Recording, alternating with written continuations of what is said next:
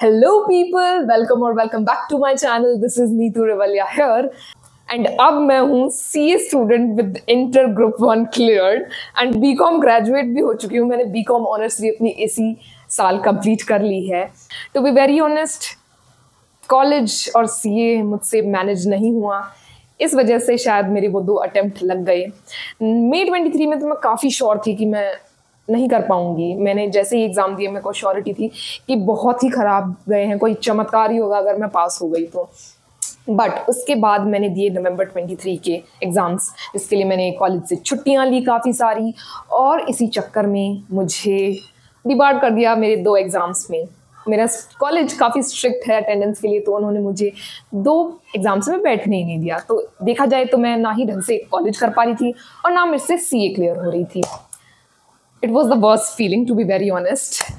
It was a feeling like I was good for nothing and I can't do anything.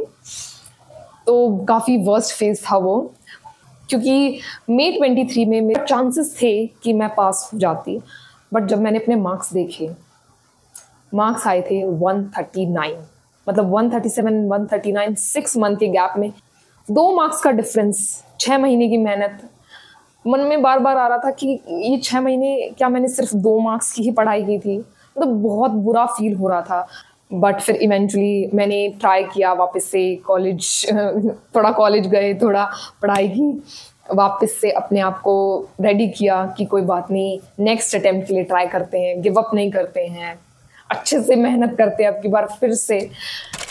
क्या आपको पता है कि हेल्थ केयर सिस्टम में डॉक्टर सिर्फ 15% हैं, 85% तो सिर्फ नर्सेज और एलीड हेल्थ केयर प्रोफेशन है। 2023 में हेल्थ केयर सेक्टर में 65 लाख वैकेंसी हैं और 2030 तक 1 करोड़ AHPs का प्रोजेक्टेड शॉर्टेज होगा। मिनिस्ट्री ऑफ एजुकेशन के हिसाब से 12th के बाद 2 करोड़ स्टूडेंट्स डिग्री के लिए जाते हैं, पर उनमें से सिर्फ 90 लाख एम्प्लॉयबल हैं। इनमें से सिर्फ 20 लाख स्किल्ड जॉब पाते हैं ग्रेजुएशन के बाद। अगर आपने क्लास 12th पास किया है किसी भी स्ट्रीम से, आपके लिए 3 और 4 साल का बैचलर डिग्री प्रोग्राम अवेलेबल है एमवर्सिटी में। Emversity skill based job oriented courses offer करता है। स्टूडेंट्स को स्टाइपेंड मिलता है, फीस नहीं देनी पड़ती। हेल्थ केयर में better salary, job stability, pride और ग्लोबल अपॉर्चुनिटीज मिलती हैं। एमवर्सिटी स्मार्ट डिग्री क्यों है? क्योंकि ये NAAC A+ यूनिवर्सिटी है और यहाँ आपको मिलेगा technology based learning with VR labs, resume and interview assistance, industry exposure and placement, graduate with 2 years of work experience. 6 USP of Mversity: guaranteed stipend of 1 to 1.5 lakh while you study, state-of-art campus, course by experienced doctor, work abroad module, placement tie-ups with top companies, UCG approved NAC A+ degree, and बहुत सारे courses हैं जो कि आपको screen पर दिखाई दे रहे होंगे। So what are you guys waiting for? Join Mversity और करें अपना फ्यूचर सिक्योर। कि how I cleared in 3rd attempt. सुनने में थोड़ा ऑकवर्ड लग रहा होगा। बहुत बच्चे होते हैं फर्स्ट अटेम्प्ट में ही दोनों ग्रुप निकाल देते हैं, फर्स्ट अटेम्प्ट में सारे ग्रुप निकालते चले जाते हैं, एग्जामिनेशन आ रही है हर सब्जेक्ट में। बट नॉर्मली ऐसा थोड़ी ना होता है। कोई 40 के लिए लड़ रहा है और अब तो चलो क्राइटेरिया चेंज हो गया, तो अब 150 के लिए लड़ रहे हैं। तो हम और आप शायद कुछ बच्चों को छोड़ के इसी चीज़ के लिए लड़ रहे हैं। तो आज उस बारे में ही डिस्कस करेंगे कि हाउ आई क्लियर्ड। अगर आपने अभी तक मेरी रिजल्ट रिएक्शन वीडियो नहीं देखी तो लिंक यहाँ पे होगा, आप देख सकते हैं। तो अभी शुरू करते हैं कि मैंने कैसे क्लियर किया। तो पहला तो मैंने अपने स्टडिंग आवर बढ़ा दिए, क्योंकि मैंने ज्वाइन कर ली थी 8 to 8 लाइब्रेरी। मैंने एक प्रॉपर पूरा महीना 8 से 8 तक मैं अपने घर से दूर लाइब्रेरी में बैठ के पढ़ती थी नॉन स्टॉप। मतलब बीच में थोड़े बहुत ब्रेक्स ले लिए, लाइक फूड एंड ऑल, थोड़ा बहुत रिफ्रेश करने के लिए। बट मैं 8 से 8 वहीं रहती थी, क्योंकि घर पे थोड़ा बहुत डिस्टर्बेंस रहती थी, तो इस वजह से मैंने अपने स्टडिंग आवर्स बढ़ा दिए थे। सेकंड पे आते हैं। जैसा कि आपको पता है कि सिलेबस चेंज हो गया था। तो मेरे हिसाब से जो सबसे ज़्यादा चेंजेस आए थे वो आए थे एडवांस अकाउंट्स में, उसके बाद था टैक्स एंड उसके बाद था लॉ में सबसे कम चेंजेस थे, इसलिए मुझे इतना ज़्यादा दिक्कत नहीं आ रही थी। ऑल्दो मेरा लॉ फेवरेट सब्जेक्ट हो गया ओवर द टाइम। मैंने उसको इतना पढ़ा है कि मेरा फेवरेट सब्जेक्ट हो गया। एडवांस अकाउंट में बहुत ज़्यादा चेंजेस आए थे, इस वजह से मैंने उनकी क्लासेस परचेज की एंड सिर्फ वही टॉपिक्स पढ़े जो कि चेंज हो चुके थे, बिकॉज बार बार क्लासेस लेने का कोई फ़ायदा नहीं, एंड में सेल्फ स्टडी काम आती है। तो मैंने सेल्फ स्टडी के लिए बहुत ज़्यादा रिटर्न प्रैक्टिस की है। I mean, मैं सिर्फ लिखती ही रहती थी और बहुत ज़्यादा लिखा है मैंने पढ़ाई के लिए। मतलब मैंने टेक्स्ट के बहुत क्वेश्चन सॉल्व किए। टेक्स्ट में मैंने कैसे रिटर्न प्रैक्टिस की, मैंने टेक्स्ट के फुल फ्लेज क्वेश्चन उठाने शुरू कर दिए जो कि प्रीवियस ईयर क्वेश्चन पेपर्स में है, MTP RTPs में है, और मुझे शुरुआत में इतनी डिफिकल्टीज आई। ये वैसे मेरे लिए है, अगर आपको हेल्पफुल लगे तो आप ट्राई कर सकते हैं, सबका अलग अलग मेथड होता है, बट जो मैंने किया मैं बता रही हूँ।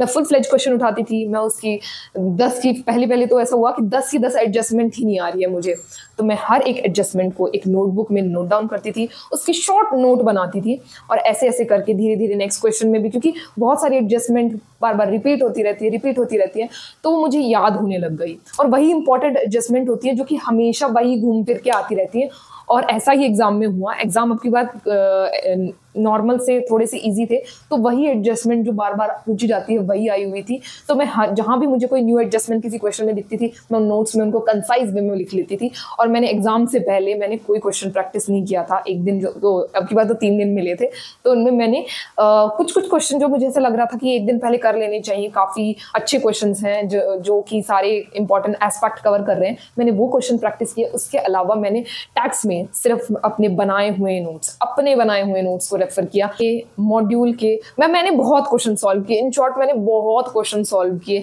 हैंड रिटन प्रैक्टिस की, नोट्स बनाए, खुद से नोट्स बनाए। मैंने किसी की बुक रेफर नहीं की एक्सेप्ट शुभम सिंगल सर की बुक्स। मैंने वहाँ पे कोई नोट्स नहीं बनाए थे लॉ में, मैंने शुभम सिंगल सर की बुक्स रेफर की थी, summary book and question bank, और मैंने वहीं से प्रैक्टिस किया था, उनके मैंने नोट्स रेफर किए थे।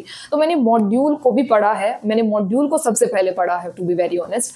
उसके बाद मैं बाकी नोट्स खुद के बनाए हैं, और उसके बाद मैं इन चीज़ों पे गई हूँ। मैंने मॉड्यूल को भी पढ़ा है, तो मॉड्यूल को भी आपको छोड़ना नहीं है। नोट्स बनाने हैं अपने मॉड्यूल से बनाएं, शायद अगर किसी रेफरेंस बुक आप रेफर कर रहे हैं तो वहाँ से बनाएं, तो बट मॉड्यूल को पढ़ना बहुत ज़रूरी है, ये बात मैं बता देती हूँ। एंड उसके अलावा मैंने मल्टीपल खुद से ही टाइमर लगा के टेस्ट दिए हैं।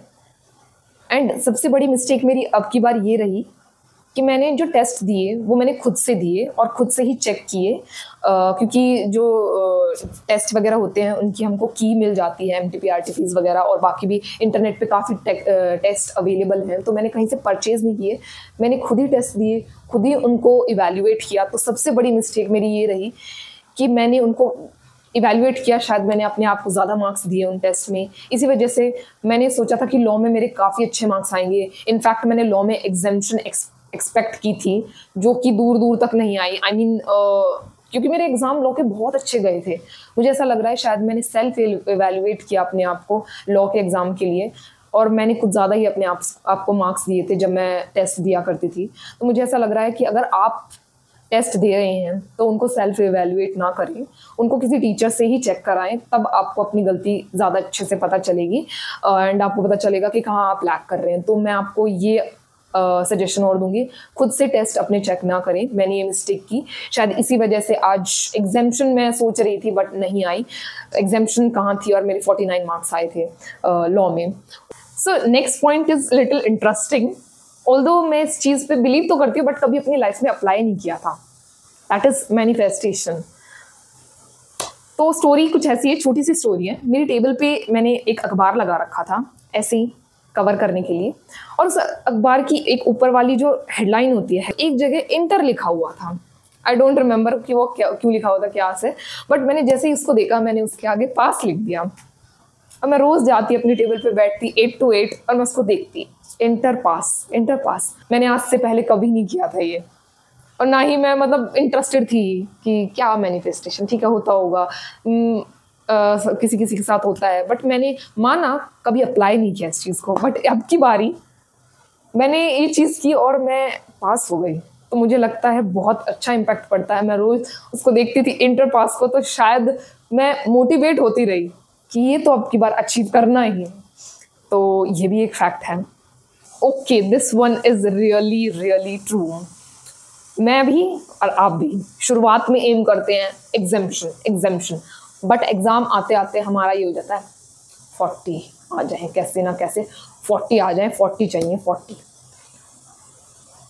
तो ये ऐसे ही मैं क्या करती थी पहले, ABC एनालिसिस देख रही हूँ, इंपॉर्टेंट क्वेश्चन देख रही हूँ, हर एक चैप्टर के इंपॉर्टेंट टॉपिक्स देख रही हूँ।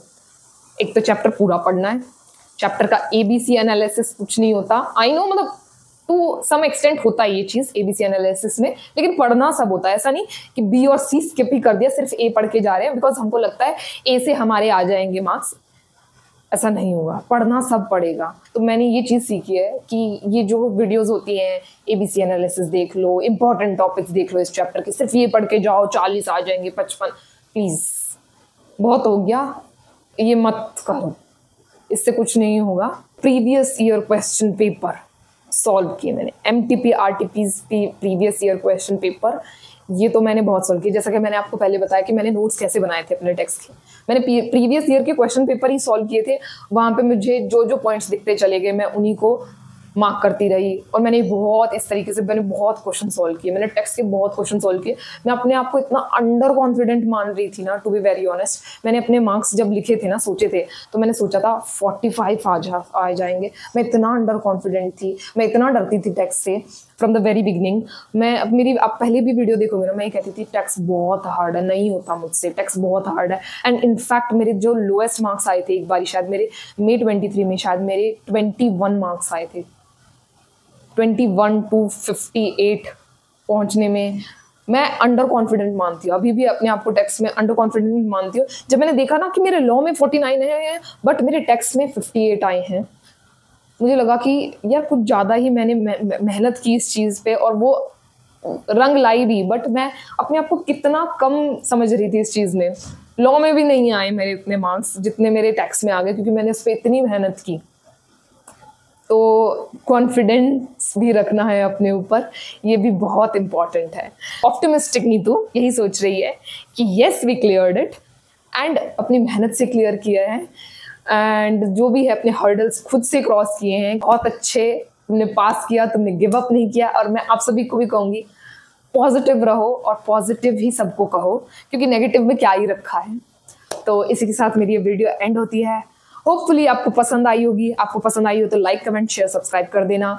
मुझे मेरे इंस्टाग्राम पे, मेरे लिंक्डइन पे मुझे फॉलो कर लेना, डिस्क्रिप्शन में लिंक दे दूंगी मैं दोनों चीज़ का, मुझे सारी जगह फॉलो कर लो, मुझे यहाँ पे भी सब्सक्राइब कर लो मेरे चैनल को। और मैं आपसे मिलती हूँ नेक्स्ट वीडियो में, और बाय।